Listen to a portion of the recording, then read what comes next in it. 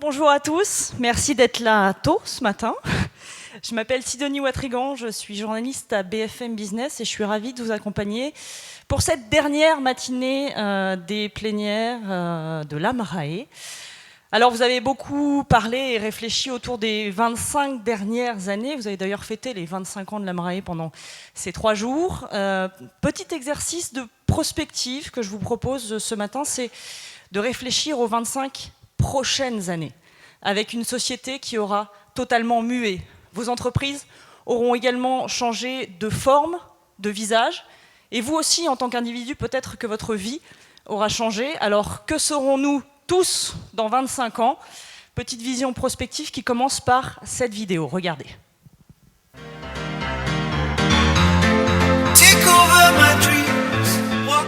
25 ans, c'est illusoire. La visibilité qu'on a sur le digital est à 18 mois, 2 ans grand maximum. Après, c'est très très difficile d'être précis. Je ne pense pas qu'on puisse faire des prévisions à 25 ans. Enfin, moi, je ne sais pas faire des prévisions à 25 ans. Alors, dans notre domaine, on sera forcément confronté à la santé prédictive et au séquençage du génome humain. En tant qu'acteur et assureur en prévoyance et en santé, ces deux phénomènes auront des conséquences forcément fortes sur notre secteur d'activité. L'évolution des besoins, l'évolution des produits, l'évolution des richesses, la raréfaction des ressources, le réchauffement climatique sont vraiment des éléments de nature à entraîner des bouleversements qui vont se poursuivre. Vous savez, la meilleure façon de ne pas avoir de poubelles, c'est de ne pas avoir de déchets. Et donc c'est pour cela que la France a été pionnière avec la loi sur les opérations spatiales, où nous demandons à tous les gens qui lancent des fusées, des satellites, d'avoir des fusées, des satellites qui sont propres, ce qui veut dire pas de déchets, pas de débris qui partent tout seuls. Tout ceci est maîtrisé.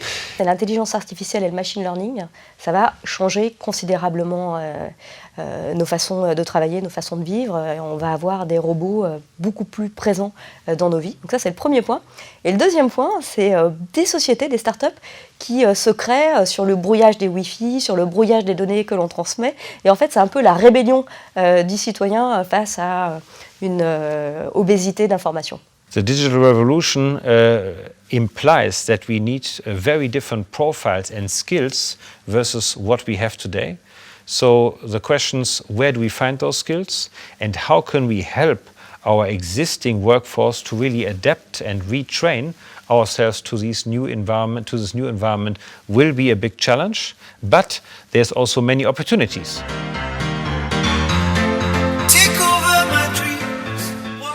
Bon alors, vous l'aurez compris, pas évident du tout de se projeter en 2040. On va quand même tenter l'exercice aujourd'hui. Ils en ont beaucoup parlé, le digital, évidemment, au cœur de l'ensemble des interrogations. Nous, on va s'intéresser d'abord à une première thématique importante, centrale, celle de la mobilité. Mobilité des cadres et des individus, mobilité aussi via l'intelligence qu'on peut mettre aujourd'hui, notamment dans les voitures ou dans les transports en commun. C'est l'objet de notre première réflexion, de notre première table ronde. Et j'appelle pour répondre à ces questions 2 intervenants. D'abord Christian Ledoux et Philippe Vapreau.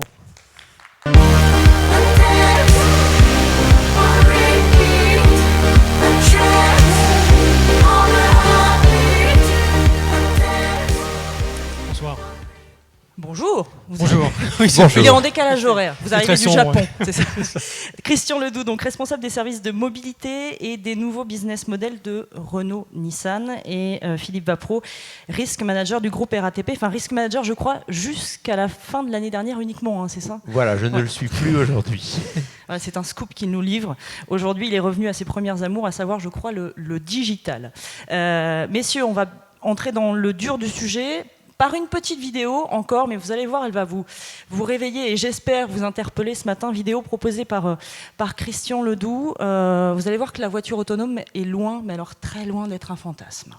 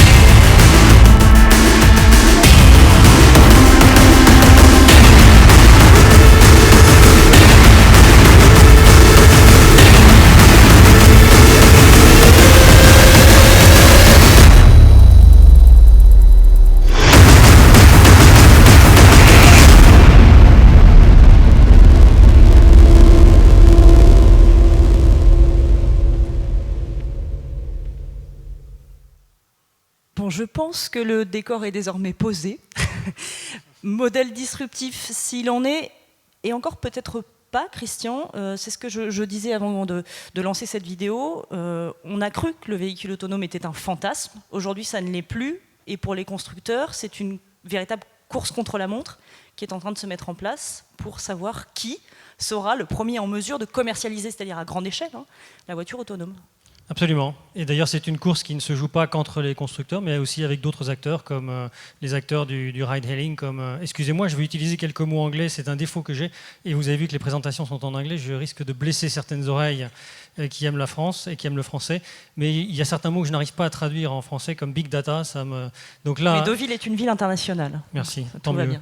Alors, effectivement, c'est une course contre la montre, même si les applications que vous avez vues sur cette vidéo ne vont pas se passer tout de suite. On pense que ça va se passer plus vite que la plupart des gens ne le croient. Pourquoi ? Parce qu'il y a énormément de gens qui travaillent sur ces sujets. Uber aurait déjà 400 à 500 personnes qui travaillent sur l'intelligence artificielle et qui font du développement de toute la brique software qui permet à la voiture de prendre les bonnes décisions dans des situations de conduite. Alors, on avait été au Consumer Electronics Show. À Las Vegas, À Las c'était il y a quelques semaines, et vous avez fait une annonce assez étonnante, c'est pour ça que je l'ai retenue aussi, c'est que vous êtes partenaire maintenant avec la NASA pour embarquer des technologies de la NASA dans votre futur véhicule autonome. Voilà, la NASA a cette particularité de savoir opérer des robots à très grande distance et dans des conditions très difficiles, avec des obstacles imprévus. Or, les véhicules autonomes, sans conducteur, donc, auront les mêmes problèmes. On ne peut pas s'attendre à ce qu'ils sachent résoudre tous les cas. On peut s'imaginer une situation où on se retrouve face à un policier, une ligne blanche à gauche, un camion devant, et là, l'option pour le robot véhicule, c'est de s'arrêter. Et donc, il faut savoir téléopérer le robot véhicule, et donc remettre dans le centre de commande qui est déporté des images en 3D qui permettent à un opérateur distant d'opérer le robot véhicule pour le sortir de l'impasse. Et une fois sorti de l'impasse et tracé une nouvelle route, le système apprend de lui-même de façon à ce que les robots suivants suivent la trace qui a été indiquée et que l'obstacle soit connu et appris. Donc on comprend bien que la technologie est essentielle et qu'elle fera demain, ou en tout cas qu'elle fait déjà partie intégrante de la voiture. Et si on fait un petit camembert, je pense qu'on est largement au-dessus des 50%. Vous avez... Allez, 3 minutes encore, Christian, pour nous présenter les quelques slides que vous avez préparés pour un peu aussi dresser le portrait de ce que fait Nissan aujourd'hui et de ce que Renault-Nissan, l'alliance Renault-Nissan aujourd'hui, dans ce domaine. Tout à fait. Alors, on est à la veille d'une révolution automobile. Il va se passer dans les 15 prochaines années plus de transformations qu'il ne s'en est passé dans le dernier siècle. Pourquoi ? Il y a 4 forces qui sont à l'œuvre. D'abord, l'électrisation des motorisations.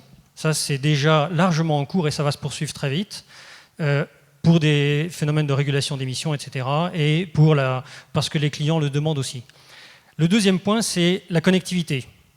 En 2020-2025, tous les véhicules seront connectés. Ce seront des smartphones avec 4 roues qui auront tous les ingrédients d'un smartphone avec toutes les applications qu'on peut imaginer. On va collecter énormément de données, ce qui, dans votre métier, va poser également des problèmes de data privacy et de cybersécurité. Il faudra qu'on en reparle éventuellement. Le troisième maillon, c'est la conduite autonome qui va par étapes, des assistants à la conduite jusqu'à la conduite sans conducteur aucun. Et enfin, le dernier, c'est le partage du transport. On n'a plus besoin aujourd'hui de posséder son véhicule, on voit une tendance de fond. Les gens renoncent à acheter un second, un troisième véhicule dans les centres-villes et ils vont vers le partage. Donc ça, ces 4 lames de fond, il va falloir les surfer très correctement. Et l'ambition de Renault et de Nissan, c'est d'être à la pointe. Donc on saisit cette opportunité. Il y a des risques, mais il y a des opportunités. En tous les cas, on se place plutôt du côté des opportunités. On a déjà fait un petit bout de chemin puisqu'on est les leaders dans l'électrique. On a aujourd'hui vendu, c'est pas 360, mais c'est 400 000 véhicules dans le monde, ce qui nous met en position de leader. On va lancer des véhicules autonomes avec des degrés d'autonomie très importants dans les 10 véhicules autonomes dans les 3 prochaines années. Et on va lancer un catalogue de services. Alors service, ça peut être de la maintenance préventive, ça peut être une amélioration de la navigation, etc., qui sera aussi au meilleur niveau. Alors le but ultime, si on s'y prend bien, ces 4 lames de fond peuvent conduire à des ruptures de ce type, c'est-à-dire des centres-villes qui sont opérés par des opérateurs de flotte de robots véhicules électriques et ils rendent redondants énormément d'autres véhicules dans les centres-villes et éventuellement dans le périurbain. Et donc on pourrait avoir des centres-villes qui sont dégagés d'environ... tous ces chiffres-là sont des chiffres du BCG, Boston Consulting Group. 60% de véhicules en moins, 90% d'émissions en moins, 90% d'accidents en moins. Il y a déjà des villes qui bougent. Singapour, par exemple, fait déjà tourner des voitures autonomes. Paris aussi, puisqu'avec Philippe, on va en parler peut-être, il y a déjà des navettes qui tournent sur Paris. Des bus, ouais. Des petits bus. La solution sera moins coûteuse que les solutions actuelles, et significativement moins coûteuse pour deux raisons. C'est que les véhicules ne vont pas avoir de conducteur, à l'inverse du mécanisme d'Uber. Et deuxièmement, on va les utiliser beaucoup plus fortement qu'on utilise un véhicule aujourd'hui en propriété individuelle.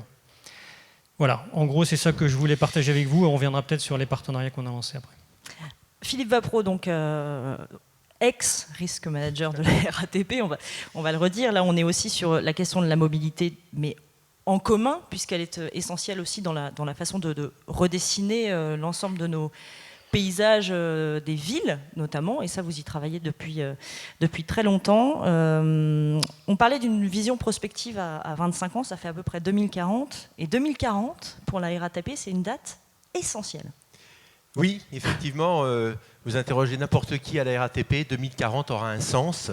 Alors pourquoi ? Parce que 2040, c'est la date où le métro parisien sera mis en concurrence.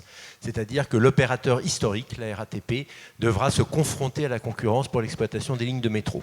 Alors on n'en sait pas beaucoup plus aujourd'hui, on ne sait pas si ça sera découpé par ligne, par groupe de lignes. Il y a du temps encore pour définir ce que c'est, mais c'est une date référence. Cette mise en concurrence, ceci dit, elle est déjà dans l'actualité du quotidien pour l'entreprise. Tout d'abord parce que le Grand Paris arrive, et le Grand Paris, ce sont des lignes qui sont mises en concurrence dès l'année prochaine par l'autorité organisatrice, et puis aussi parce que la RATP, depuis quelques années, s'est mise sur ce marché concurrentiel à l'international et fait aujourd'hui plus de 20% de son chiffre d'affaires en dehors de Paris. Donc si je vous interroge sur le principal risque auquel a à faire face la RATP d'ici 20 ans, c'est celui-là, la perte de leadership, la perte de part de marché. Il y a effectivement ce risque qui est très fort et les mentalités évoluent très vite dans l'entreprise, puisque, petite anecdote, si j'ai le temps de vous raconter, tous les 3 ans on fait donc notre cartographie des risques, donc c'était 2012, c'était 2015. En 2012, lorsqu'on interrogeait l'ensemble de l'encadrement supérieur sur qu'est-ce qu'ils perçoivent comme risque majeur pour l'entreprise, ce qui ressortait très fortement, c'était l'accident ferroviaire. Ce qui est assez logique pour l'entreprise. L'accident ferroviaire, c'est effectivement assez dramatique, c'est très dramatique. Et heureusement, nous sommes pour l'instant à l'abri. En 2015, quand on a refait le même exercice, est passé en tête de risques cités par l'encadrement supérieur la perte de part de marché. Il est devant le risque accident ferroviaire. Donc c'est ça, c'est l'horizon 2040. Voilà. C'est l'horizon 2040. C'est l'horizon 2040, c'est l'horizon 2024 où ça sera les bus, l'ensemble du réseau bus qui va être mis en concurrence. Et puis après ça viendra le tramway, tout ça est progressif. Voilà. Mais au-delà de ça, ce dont j'aurais aimé pouvoir parler un petit peu, c'est un autre impact très fort, celui de la transformation digitale, transformation numérique. Alors, pas que du rêve, là, hein. C'est pas pour vous dire, il va y avoir, enfin, bien sûr, il y a les véhicules autonomes, on vient d'en parler, une petite navette là, qui fait l'aller-retour sur le pont d'Austerlitz en test par la RATP, qui s'est mis fortement sur ces sujets. Depuis la semaine dernière, c'est ça? Ça a commencé lundi de la semaine dernière, tout à fait, de 14h à 20h, si vous voulez tester des petits véhicules autonomes, traverser le pont Charles de Gaulle, entre la gare de Lyon et la gare d'Austerlitz. Il n'y a pas eu d'incident depuis une semaine? À ma connaissance, non. Bon, à ma connaissance, non. Mais pour l'instant, je pense que ça mobilise plus de personnel que de mettre 2 conducteurs pour les faire tourner. Mais voilà, mais c'est le prix de l'innovation aussi. C'est le prix de l'innovation. Il faut investir on a pris 2 voies du pont Charles de Gaulle. Il y en a certains qui doivent aussi pester parce que ça a fait quelques petits embouteillages en plus. Voilà. Donc ce que je voulais dire, c'est au-delà de tout ce que va amener la transformation digitale en termes de produits, de services, de solutions qu'on pourra offrir à nos voyageurs et qui amélioreront vraiment la mobilité urbaine, déjà en l'intégrant mieux dans la ville. On est beaucoup plus dans le partage, dans s'associer avec... Les gens ne se déplacent jamais pour rien. Ils ont toujours un enjeu, un objectif. Et l'objectif, nous, c'est de bien nous intégrer là-dessus. Donc la transformation digitale, c'est aussi un impact fort sur le modèle économique. C'est pour ça que je disais que c'est moins le rêve. Là, c'est plus des enjeux forts pour notre entreprise. On rentre dans un monde... Alors, je vais d'abord travailler un petit peu par analogie. Je ne vais pas venir tout de suite au monde de la mobilité, mais dans tous les secteurs d'activité, dans tous les secteurs commerciaux, les acteurs historiques bien établis se voient aujourd'hui confrontés à l'apparition de nouveaux acteurs digitaux, complètement disruptifs, qui sont sur des modèles économiques complètement différents, généralement plutôt basés sur la connaissance des données, sur les informations, sur la connaissance des clients. Alors vous avez des exemples ici, hein, ces modèles, c'est soit la mise en relation, c'est Uber, c'est Blablacar, etc., soit des acteurs qui n'ont aucune infrastructure comme Skype ou comme Alibaba, qui peuvent vous proposer... Skype est l'opérateur qui gère le plus de transactions de téléphone au monde, et il n'a absolument aucune infrastructure. Alibaba, de la même manière, contrairement à Amazon, c'est pour ça que j'ai pris Alibaba plus tôt, n'a aucun stock et ne délivre aucun produit. Et pourtant, il est le leader mondial du commerce aujourd'hui. Et puis dans le domaine aussi de l'autolib, hein, c'est le partage. Vous avez des modèles aussi, alors un peu plus traditionnels, mais qui quand même, comme Apple, sont des modèles basés sur la possession d'équipements digitaux complètement propriétarisés. Voilà, tous ces modèles économiques nouveaux viennent en fait modifier complètement la chaîne de valeur dans le monde du transport, où auparavant le plus puissant, si j'ose dire, c'était celui qui produisait l'œuvre de transport, donc des acteurs comme la RATP. Évidemment, ils étaient amenés à vendre leurs produits transport, et pour ça à informer leurs voyageurs. Dans notre milieu aussi, la chaîne de valeur s'inverse. Si je reprends par analogie toujours l'exemple de tout à l'heure, Airbnb, c'est 24 milliards de dollars de valorisation de l'entreprise contre Accor, 8 milliards et demi de dollars. C'est-à-dire que celui qui a l'infrastructure n'est qu'un tiers de la valeur de celui qui ne fait que de la mise en relation. Malheureusement, on peut faire la même comparaison dans l'automobile avec Uber qui est à 65 milliards alors que Renault est à 30. Et tout est allé très vite. Alors, Alibaba, c'est 190 milliards de dollars de valorisation. Pour le groupe Carrefour, à peine 20 milliards de dollars. Donc on voit bien cette inversion dans la chaîne de valeur. Les acteurs traditionnels, ils ont toujours investi dans les infrastructures, c'est leur rôle aussi. Hein. Pour transporter 1 million de personnes le matin sur le RER, il faut quand même avoir une infrastructure solide et sérieuse. Mais ces nouveaux acteurs, eux, ils investissent dans l'acquisition des clients, dans la connaissance des données. Et donc, effectivement, ça apporte dans notre monde des acteurs nouveaux, là aussi complètement disruptifs, des acteurs d'envergure mondiale, souvent. Et vous voyez, j'ai inversé la chaîne de valeur pour montrer qu'en tête, le leader, c'est celui qui détient l'information. Et puis souvent, il va se comporter avec celui qui produit comme un simple sous-traitant. Hein, c'est exactement les modèles d'Uber, tous ces modèles. Ils deviennent des simples sous-traitants. Et nous, RATP, on ne souhaite pas devenir qu'un simple sous-traitant. Notre enjeu, c'est de rester présent sur l'ensemble de la chaîne de valeur. Et donc, ce qui est une menace doit être aussi une opportunité et nous amener, effectivement, soit à faire des partenariats intelligents, soit, je pense, effectivement, continuer dans l'innovation de service, être vraiment leader dans ce domaine-là. C'est un atout très, très fort pour éviter, effectivement, que... Alors, je prends Google ou Citymapper, il faut bien voir qu'avec la connaissance des données qu'ils ont aujourd'hui, la connaissance des offres de transport, l'open data, toutes ces informations, ils peuvent demain orienter sur un opérateur ou sur un autre. C'est-à-dire que nous, dans notre milieu concurrentiel dans lequel on va être, ces acteurs peuvent très bien amener les clients à des choix sur lesquels on n'aurait plus aucun pouvoir, aucune décision. Tout ça me rappelle ce qui a été dit dans la vidéo du début. Le temps du digital n'est pas celui de l'industriel. Vous êtes encore finalement RATP, Renault, Nissan, des entreprises industrielles, traditionnelles. Est-ce que vous n'êtes pas rattrapé par cette échelle de temps, justement, par les GAFA de votre secteur, les nouveaux acteurs de votre secteur? Je ne pense pas qu'on soit rattrapé, on est challengé. Donc vous avez encore le temps d'inverser la vapeur? On a encore le temps parce qu'on a des actifs qui sont très essentiels dans cette chaîne de valeur là, que vous avez montré, qui s'applique aussi à l'automobile. Et donc on ne fera pas tout seul, ni eux ni nous. Quand on regarde par exemple dans l'automobile un Uber et un Renault, on est très complémentaires et il y a même des éléments de la chaîne que ni l'un ni l'autre ne font. Par exemple la téléopération des véhicules dont je parlais tout à l'heure avec la NASA, Uber ne sait pas le faire. Donc il faut bien analyser où est-ce qu'on doit garder notre avantage et où est-ce qu'on doit éventuellement faire un partenariat. Donc on voit plus de complémentarité que de compétition. Et il y a du répondant pour la complémentarité du côté des nouveaux acteurs. Ben, vous avez un exemple, il y a une semaine, il y a eu une annonce entre Daimler et Uber. Oui. L'un va fournir les voitures, l'autre fournira le service. Il faut voir exactement comment ça s'agence, mais Uber a dit qu'il était ouvert à d'autres types de partenariats avec d'autres constructeurs. Il n'y a aucune raison d'ailleurs qu'il ne soit qu'avec un. Donc voilà, on voit bien ce qu'ils cherchent. Philippe ? Oui, effectivement, il y a un souci, c'est un souci majeur de trouver les bons acteurs, les bons partenaires. Là, il y avait Google dans la slide précédente que je présentais. Google, il est parti simplement d'un moteur de recherche pour aujourd'hui fournir des services de transport, enfin aller sur le véhicule autonome, être présent dans beaucoup de domaines. Donc le choix de ces partenaires avec qui on va pouvoir trouver la bonne entente sur les services à fournir aux voyageurs est essentiel. C'est une démarche récemment entreprise par la RATP.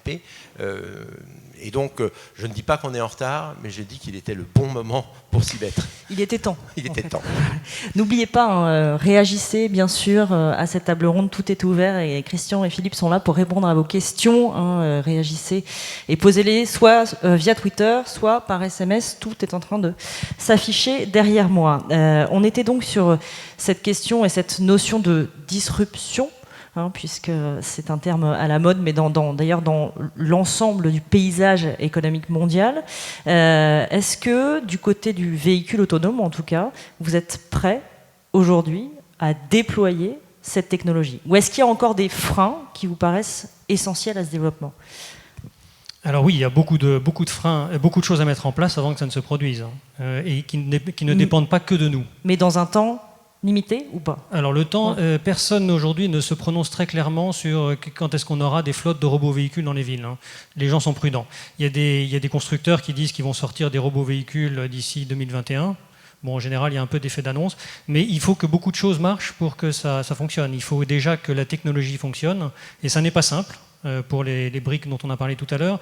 Il faut savoir opérer une flotte, téléopérer une flotte, et enfin, il faut savoir fournir un service au client. Mettre tout ça ensemble, compte tenu des différences de culture qu'il y a entre ces différentes entreprises qui doivent rentrer en partenariat, c'est ça le principal défi qu'on a, c'est de faire marcher ces cultures ensemble. Philippe, je vous ai un peu coupé aussi tout à l'heure dans votre démonstration. Il y a quand même un élément qu'il faut dire, et vous ne le direz pas vous-même, c'est que Philippe Vapro est l'inventeur de quelque chose que vous avez peut-être tous dans votre portefeuille, en tout cas les Parisiens, mais quoique ce n'est pas développé qu'à Paris, la technologie Calypso qui est renfermée dans le Pass Navigo. Et c'est vous qui avez mis au point il y a combien de temps déjà ? Une vingtaine d'années ? Une vingtaine d'années. Déjà, oui. donc là c'était une disruption il y a 20 ans. Le futur de Navigo, c'est quoi ? Qu'est-ce que vous allez nous inventer dans 20 ans ? Alors, c'est vrai qu'il y a 20 ans, ça a été extrêmement innovant. Aujourd'hui, on ne peut même plus imaginer à quel point on apparaissait comme farfelu lorsqu'on voulait mettre le billet de métro en sans contact. C'était complètement absurde. Cette démarche d'innovation, elle est essentielle par rapport à la chaîne de valeur et au modèle dont on parlait tout à l'heure, parce que une innovation, ça résulte toujours de la maîtrise d'une technologie et de la perception du service qu'on peut en tirer. Donc c'est en quelque sorte la technique et le marketing qui se marient intelligemment pour y arriver. C'est ce qu'on avait fait avec le pass sans contact, c'est comme ça qu'on l'appelait il y a 20 ans. Aujourd'hui, l'entreprise RATP reste dans cette dynamique. Le meilleur exemple que je pourrais vous donner, elle a lancé, et tout le monde a suivi maintenant, mais c'est bien la RATP qui a lancé 2024 ou 2025, zéro émission pour l'ensemble de la flotte bus de l'entreprise RATP. Donc avec un parc qui doit être constitué à 80% de bus électriques et à 20% de bus à gaz à l'horizon 2025. C'est extrêmement ambitieux, mais il fallait bien qu'il y ait quelqu'un qui le porte, ce message. Alors, tous les politiques ont rebondi là-dessus, bien sûr, mais aujourd'hui, voilà, on reste dans cette dynamique qui consiste à essayer d'avoir un coup d'avance. C'est pas non plus innocent, se dire on va être les leaders de l'électrique dans le monde du bus, et la mise en concurrence des bus, c'est 2024. Donc voilà, on fait le lien entre être leader de l'innovation et rentrer dans le monde concurrentiel. Une innovation qui pourtant coûte cher, mais qui correspond à un message que vous voulez véhiculer, sans mauvais jeu de mots, qui est le zéro émission, c'est le futur de la mobilité, des transports en commun en ville. Tout à fait. Ça coûte cher, c'est vrai, vous avez raison de le dire, mais notre objectif, c'est qu'à cet horizon-là, ça ne coûte pas plus cher. Donc on compte sur le marché de l'automobile aussi, qui va lancer le marché du bus, parce que le marché du bus, il est vraiment tout petit par rapport au marché de l'automobile, et il faut qu'il s'ancre sur quelque chose. Donc là, il y a un lien entre les deux. Le lien entre vous deux, il paraît effectivement assez facile à faire, parce que vous l'évoquiez d'un mot, Christian, il y a la question aussi de l'autopartage qui devient essentielle, c'est-à-dire est-ce que demain, posséder sa voiture aura encore un sens ? Et c'est une très bonne question, et nous, on surveille de très très près, évidemment, les évolutions du marché que ça peut induire. On sent déjà des prémices de gens qui nous disent qu'ils préfèrent utiliser Uber plutôt que d'avoir une deuxième voiture. Donc on fait attention, et c'est pour ça que c'est essentiel pour nous aussi de nous positionner sur ce marché de la mobilité pour retrouver de la croissance. Alors, le marché de la mobilité, pour vous donner un ordre de grandeur, il est estimé à 1,5 trillion de dollars à l'horizon 2030, ce qui correspond à peu près à la moitié du marché des ventes d'automobiles aujourd'hui dans le monde. Donc c'est vraiment une révolution qui est à venir et sur laquelle il y a énormément de gains, à la fois pour les clients en usage, qualité d'usage et en coût aussi, et puis pour les constructeurs également. Il y a quelques questions qui arrivent, donc je vous les propose, messieurs. Première question, comment les assureurs réagissent-ils et s'adaptent-ils aux risques associés à ces nouvelles technologies et à ces nouveaux usages ? Je ne sais pas la réponse à cette question, mais je peux vous dire que si jamais il se passe ce qu'on prévoit, c'est-à-dire qu'il y aura 50% des véhicules dans les villes qui seront opérés par des opérateurs, ce n'est plus un individu qu'on assure, mais c'est une entreprise en responsabilité civile dans le cas des accidents que ça pourrait causer. Donc ça, c'est une transformation du métier de l'assurance potentielle. Philippe ? Alors, je n'ai pas la réponse non plus, n'étant pas assureur, mais ce que je sais, c'est qu'ils ont bien perçu cette nouvelle chaîne de valeur. Et j'avais assisté, alors excusez-moi, c'est peut-être l'âge, mais les noms m'échappent un peu, mais j'ai assisté il y a quelques mois à une séance où effectivement on voyait des assureurs qui font des partenariats avec des startups maintenant. Et je ne sais plus lequel assureur c'était, il était en partenariat avec une startup d'autopartage, parce qu'il estimait que... Je crois que c'est Blablacar avec AXA, mais... alors il y a eux... Peut-être que je m'avance. C'était pas ceux que j'avais en tête, mais c'est pas grave. Je crois que ça prouve bien qu'il y a cette perception très forte dans le monde de l'assurance, à la fois du véhicule autonome, qui évidemment représente quelque chose de complètement différent, et de l'autopartage. C'est-à-dire, c'est l'autopartage dans le sens, vous voyez, où mon véhicule à moi, mon véhicule personnel, je le mets à disposition d'autres par un système de mise en relation, et donc c'est bien mon véhicule que j'ai mis à disposition d'autres, et donc pour un assureur, évidemment, ça a un impact énorme. Question pour Christian Ledoux. Est-ce que la transition vers les véhicules autonomes est applicable dans toutes les régions du monde, notamment en Asie ? Oui, alors cette transition, c'est un business de ville, en fin de compte. Il faut analyser les villes, ville par ville, pas vraiment pays par pays. Et les villes qui sont les meilleures candidates pour ce genre de transformation sont des villes qui sont denses et dans lesquelles les gens ont un revenu assez élevé. Donc ce sont les premières candidates. Par exemple, je citais tout à l'heure Singapour. Une société comme Newtonomy est une société d'une 60aine de personnes, des PhD du MIT. Ils se sont dédiés à la conception de systèmes de décision qui peuvent venir se poser quasiment sur des véhicules à moitié autonomes qui seraient fabriqués par des constructeurs. Et ils opèrent déjà des flottes de Zoé, il se trouve que ce sont des Zoé, à Singapour. Donc Singapour a décidé de dédier un certain tronçon de la ville, je crois que c'est 6 km à peu près, qui va être étendu à 12 km, pour tester ces véhicules. Donc l'Asie, oui, ça dépend des villes. Alors évidemment, j'imagine que la question c'est aussi, est-ce que des villes très denses et désordonnées, comme Paris par exemple, est-ce qu'on saurait faire ce genre de choses ? Je pense que ce ne seront pas les premières villes qui vont basculer. Donc en Europe, pas forcément. Donc les villes telles qu'elles sont organisées aujourd'hui, non, Paris n'est pas forcément symptomatique de l'Europe. Voilà, c'est ça que j'ai. D'autres questions, beaucoup de questions ce matin. A-t-on mis en balance les gains apportés par les avancées technologiques et une déperdition de la maîtrise par l'humain ? Philippe Vapreau.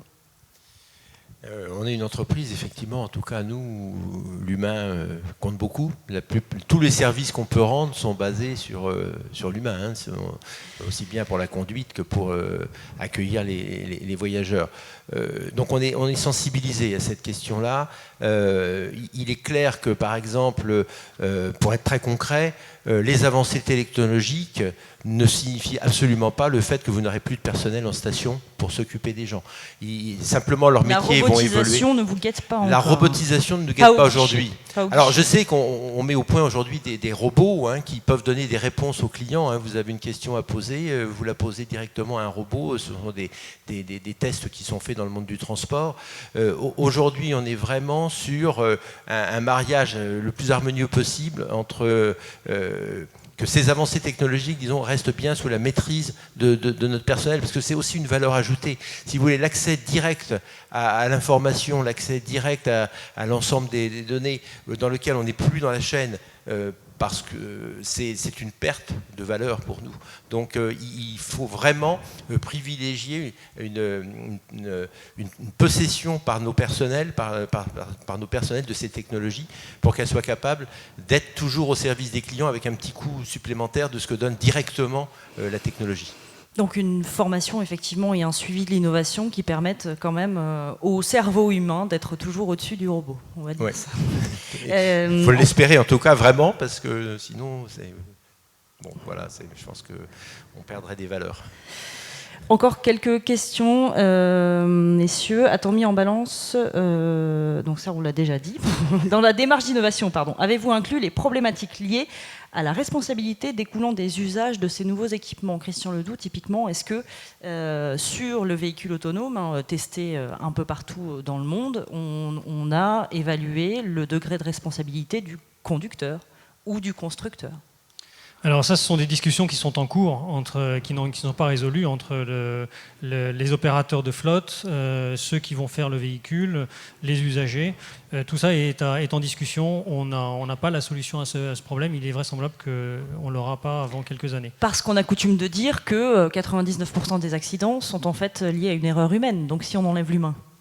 C'est comme ça qu'on économise 90% des accidents. Donc il y a quand même un côté humain là-dedans. Je vois qu'il y a beaucoup de questions autour de l'humain là-dedans. Comme toute innovation, on peut, dans son application, déshumaniser, mais on peut, si on l'applique bien, résoudre beaucoup de problèmes humains. Je pense qu'il y a beaucoup de cas d'application des robots véhicules qui peuvent désenclaver des zones qui ne sont pas desservies aujourd'hui.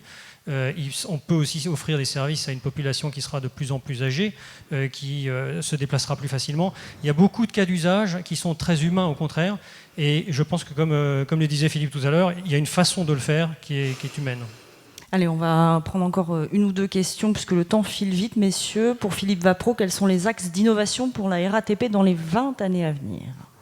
C'est long, 20 ans c'est long. Alors j'ai déjà donné une réponse tout à l'heure sur les 10 ans à venir, puisque l'axe d'innovation c'est le zéro émission, donc c'est en partenariat avec les constructeurs, être capable d'avoir une offre sérieuse de véhicules électriques grande capacité. Ne pas se laisser prendre de vitesse aussi par les Chinois, hein, qui sont très en avance sur ces sujets-là. Et puis après ça, c'est effectivement l'innovation de service.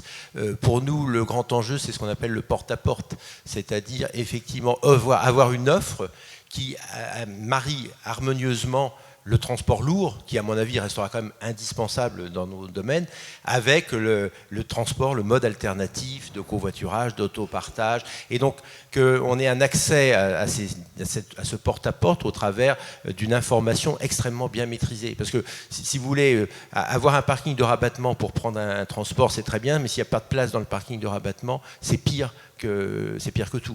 Donc vous voyez, il y a vraiment... Aujourd'hui, on avance là-dessus, mais comme j'ai l'habitude de le dire, l'information reste encore quand même... pas marginale, mais on n'y accorde pas la même importance. J'ai expliqué une application, tel Citymapper, etc. Si elle vous pose un souci, si elle ne répond pas à votre question bien, etc., bon, vous allez la fermer, c'est fini, vous n'allez pas aller plus loin. Si c'est l'achat du titre de transport, par exemple, vous allez exiger une fiabilité une disponibilité totale et absolue. Or, on voit bien que c'est au travers de ces outils mobiles qu'on accédera à l'ensemble de l'offre de transport demain. Et donc, on a aussi ce besoin de fiabilité et de disponibilité qui doit s'améliorer vraiment considérablement. Et puis, il y a la question qui est évoquée d'ailleurs dans une question de maîtrise de cette information et autour de tout ce qui est cyber-risque. Hein, Christian Ledoux, là, si un acteur malveillant prend le contrôle des voitures autonomes, on a déjà vu quelques hackers prendre le contrôle de certaines voitures non autonomes. Non, mais c'est un sujet auquel on accorde beaucoup d'importance. Donc on a monté une équipe cybersécurité qui est constituée de gens qui construisent les solutions de protection et des gens qui attaquent, qui sont des professionnels de l'attaque et qui travaillent chez nous et qui attaquent les systèmes. Les deux équipes ne se parlent pas et on attaque tous les systèmes jusqu'à ce que ça soit plus attaquable. C'est le seul moyen qu'on ait trouvé. Donc on a une quinzaine de spécialistes de la cybersécurité qui vont travailler et l'équipe va s'étoffer. C'est le moyen de le faire. Un profil, semblerait-il, très recherché, hein, celui du hacker et du spécialiste de la cybersécurité aujourd'hui. Philippe Vaffron. Nous avions un atelier, j'avais la chance d'animer hier un atelier sur le risque cyber, sur les systèmes industriels. Et effectivement, la grande question, c'est on voit une évolution extrêmement rapide. Est-ce qu'aujourd'hui, on peut rattraper le retard qu'on a dans le domaine quand on voit qu'il sort des objets connectés par centaines de milliers qui constituent des points de faiblesse avérés? Voilà, c'est un enjeu majeur de pouvoir concevoir des systèmes et des nouvelles technologies en intégrant dès l'origine la préoccupation de cybersécurité, alors qu'aujourd'hui on est plutôt dans une démarche où on conçoit, on avance très vite, ce qui est un peu logique, et derrière on se dit « Ah mince, comment je vais faire pour assurer la sécurité ?» Donc là je vois que chez Renault, effectivement, ils sont déjà assez en avance, puis ils sont dans la logique conception et cybersécurité, mais dans beaucoup d'autres domaines, hélas, on conçoit et on y pense après.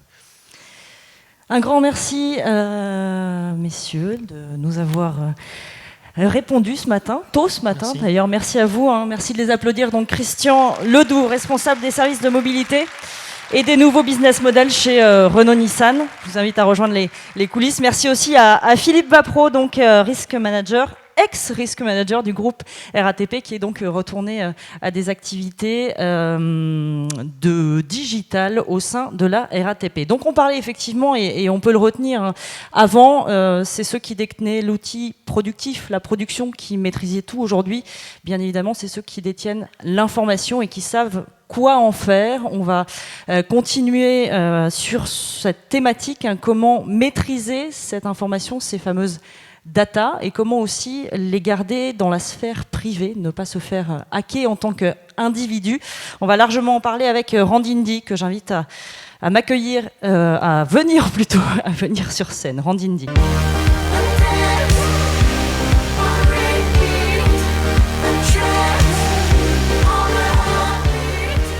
Vous m'avez troublé avec votre chapeau, c'est pour ça que je n'ai pas terminé ma phrase. Bonjour, Randy Indy, fondateur de Snips, en 2 mots, Snips. On développe des technologies d'intelligence artificielle pour les objets connectés. Et vous allez nous expliquer votre théorie sur la gestion notamment des datas et comment maîtriser ces datas en tant qu'individu. Hein. C'est ça. Allez, je vous laisse parler. Alors, juste pour commencer, pour avoir une idée, qui ici a déjà senti son téléphone vibrer dans sa poche? La sortie, en fait, a vu qu'il n'y avait rien. Levez la main. Voilà. 9 personnes sur 10 ont déjà vécu ce qu'on appelle des vibrations fantômes. C'est littéralement quand on imagine des vibrations de son téléphone qui n'existent pas. Sauf qu'il y a un autre mot pour ça. À votre avis, c'est quoi? Une hallucination. Ça peut paraître marrant comme ça, mais c'est quand même incroyable de se dire qu'on a été tellement conditionné par la technologie qu'on est déjà en train d'imaginer des choses qui n'existent pas. Et quand on commence un petit peu à se projeter dans le futur, ce qu'on s'aperçoit, c'est que le nombre d'objets connectés avec lesquels on va interagir augmente de manière exponentielle. D'un smartphone et un ordinateur aujourd'hui, on va passer à des centaines de milliards d'objets connectés d'ici 10 ans. Toutes les lampes, les chaises seront connectées. Alors essayez d'imaginer un petit peu à quoi va ressembler un monde où si aujourd'hui, avec seulement 2 objets, on est déjà en train d'halluciner. Il y a une solution pour ça. Il y a une solution, c'est l'intelligence artificielle. Pourquoi? Parce que si on est capable d'interagir avec ces objets de la même façon qu'on interagit avec des humains, c'est-à-dire en langage naturel, finalement, peut-être qu'on arrêtera d'avoir cette espèce de point de friction entre l'homme et la machine. Peut-être que finalement, ces objets seront tellement intelligents qu'on ne s'apercevra même plus qu'on réagit avec. Et les capacités de l'intelligence artificielle, en fait, augmente encore plus rapidement que le nombre d'objets connectés qui sont censés gérer. Pourquoi? Parce qu'en réalité, l'intelligence artificielle n'est pas un nouvel algorithme, c'est la combinaison de deux facteurs qui eux-mêmes ont des croissances exponentielles, la puissance de calcul accessible et le volume de données disponibles pour entraîner ces algorithmes. Si on n'était pas passé par le cloud et par l'époque Big Data avant, on n'aurait pas eu la révolution de l'intelligence artificielle qu'on a aujourd'hui. Donc on peut très bien s'imaginer, dans un futur pas trop lointain, que la perception de la technologie au quotidien sera qu'elle aura totalement disparu. L'intelligence artificielle, c'est une opportunité pour nous de complètement faire disparaître la technologie en arrière-plan. Et ça viendra un petit peu comme l'électricité, quelque chose d'ambiant, de tout le temps là, avec lequel on interagit en permanence, mais finalement auquel on a arrêté de penser. Personne n'est rentré dans cette salle en se disant « Waouh, il y a de la lumière ». Ben, ça sera exactement pareil dans le futur avec les objets connectés. Donc concrètement, qu'est-ce que c'est que l'intelligence artificielle? Alors, c'est un domaine qui est vraiment très large, qui regroupe tout un tas de différents sous-domaines. Mais le concept de l'intelligence artificielle, c'est de créer des comportements autonomes dans des machines. Une des branches de l'intelligence artificielle est ce qu'on appelle en fait le machine learning. Ça équivaut à dire qu'on ne veut pas essayer de comprendre comment le comportement se passe, mais on va donner des exemples de ce comportement à la machine qui va par elle-même apprendre à reproduire ce comportement. Et c'est très important parce que ça veut dire qu'on passe en fait d'une informatique avec des systèmes experts qu'on doit programmer, c'est-à-dire où on doit comprendre ce qui se passe, à de l'informatique par apprentissage où on a juste besoin d'avoir collecté de la donnée et de la donner à la machine. Et une technique de machine learning en particulier est ce qu'on appelle le deep learning. Donc le deep learning est une branche de machine learning qui est une branche d'intelligence artificielle. Donc le deep learning, concrètement, comment ça marche? L'idée, c'est qu'on a en fait des couches de ce qu'on appelle des neurones artificiels qui vont se passer de la data successivement et qui vont apprendre des concepts de plus en plus compliqués. Donc imaginons qu'on donne des exemples d'images de chats. Au bout de quelques couches de neurones, on aura appris en fait le concept de bord, c'est-à-dire que le réseau de neurones, donc l'algo de deep learning, aura appris ce que c'est qu'un bord dans une image. Une fois qu'elle a appris ce bord, on est capable en fait de combiner ces bords pour quelques couches plus bas avoir appris le concept en fait d'une face de chat. Et grâce à ça, on est capable du coup de maintenant détecter un chat dans une image. Donc conceptuellement, c'est très simple. On est juste en train d'apprendre des concepts de plus en plus compliqués qui s'imbriquent entre eux. Et on peut s'en servir pour faire de l'analyse d'image, on peut s'en servir pour aussi expliquer ce qui est dans une image. Mais on a aussi commencé à s'en servir pour apprendre à jouer à des jeux. C'est-à-dire qu'on a fait s'affronter deux intelligences artificielles, deux algorithmes de deep learning, qui à force de jouer des milliards et des milliards de parties, ont fini par trouver une stratégie. Et on est arrivé à battre le champion du monde au jeu de Go, quelque chose qu'on ne pensait pas possible avant encore au moins une dizaine d'années. Sauf qu'en pratique, dès qu'on s'intéresse au langage naturel, c'est toute autre histoire. Toutes les intelligences artificielles qu'on a aujourd'hui avec lesquelles on essaie de converser sont capables de comprendre quelque chose de simple comme quelle est la météo à Londres. Pourquoi? Parce qu'en fait, toute l'information nécessaire pour interpréter et donner une réponse est contenue dans la phrase « je veux la météo à Londres ». Mais si on s'intéresse à quelque chose d'un petit peu plus intéressant, « trouve-moi un Italien à côté de mon Airbnb », là c'est complètement autre chose, parce que cette phrase est très ambiguë. Déjà, il faut comprendre qu'un Italien, c'est un restaurant et pas une personne, parce que c'est tout à fait valable d'aller chercher un Italien dans la rue, évidemment. Mais une fois qu'on a ça, maintenant on se dit « ok, très bien, donc l'adresse autour duquel je veux trouver un Italien, c'est mon Airbnb à Londres ». Sauf qu'Airbnb à Londres, ce n'est pas une adresse. Et ce n'est pas non plus le nom d'un endroit. C'est une référence à un lieu qui n'a du sens que dans le contexte de l'individu. Et mon Airbnb à Londres sera différent de l'Airbnb à Londres de la personne à côté. Et pour un assistant aujourd'hui de comprendre ça, c'est impossible parce que ce n'est pas une question de grammaire et de syntaxe, c'est une question de désambiguation à travers du contexte externe. Chose que nous, en tant qu'humains, on fait en permanence. Alors comment est-ce qu'on peut faire pour apprendre à une intelligence artificielle à reconnaître du contexte? Eh bien, on peut par exemple sur un smartphone analyser la géolocalisation de quelqu'un. Pourquoi? Parce que finalement, de savoir ce qu'on a fait dans sa vie, c'est très important pour comprendre le contexte dans lequel on a évolué. Sauf qu'un smartphone, finalement, c'est pas très précis. Malgré ce qu'on pense, si je suis chez moi et que je suis en train de dormir, chacun de ces points verts, c'est là où mon téléphone me voit. Et en moyenne, dans une ville comme Paris, on a une vingtaine de lieux qui tombent dans le rayon d'incertitude de la géolocalisation du smartphone. Donc comment est-ce qu'on fait pour déterminer où on est exactement? On va commencer à croiser d'autres sources de données. On va regarder les endroits où j'ai l'habitude d'aller, les gens avec qui je suis, on va regarder mes emails, on va analyser toutes mes conversations sur mon smartphone pour être capable de voir que j'ai parlé à quelqu'un d'aller à tel ou tel endroit. Ensuite, on va vouloir aussi détecter quand je suis en mouvement. Est-ce que je suis en vélo? Est-ce que je suis à pied? Est-ce que j'ai pris le métro? Est-ce que je suis dans un Uber? Sauf que dès qu'on rentre dans le métro, on perd complètement le signal. Et jusque-là, le métro, c'était un petit peu cette ce moment où on ne savait pas trop ce qui se passait, eh bien, on a trouvé une façon de géolocaliser les gens dans le métro en utilisant le baromètre de leur téléphone. Le baromètre, en fait, ça permet de mesurer la pression, et tous les téléphones modernes en ont un pour faire des mesures d'altitude pour le GPS. Sauf qu'en pratique, quand un train accélère dans un tunnel, ça crée une variation de pression. Et quand on regarde les pics de variation de pression, on s'aperçoit qu'ils correspondent exactement au moment où on passe par des stations. Et en regardant le temps qui sépare ces pics, on sait exactement dans quelle station on est passé et donc dans quel train on est en train de se trouver. C'est incroyable parce qu'en fait, on m'avait jamais dit que le baromètre, c'était un GPS. Et d'ailleurs, en fait, on m'a jamais demandé la permission d'accéder à mon baromètre sur mon téléphone. Parce que ça n'a jamais été considéré comme de la donnée personnelle. Et pourtant, quand une application s'en sert, peut-être qu'en réalité, elle est en train de me géolocaliser.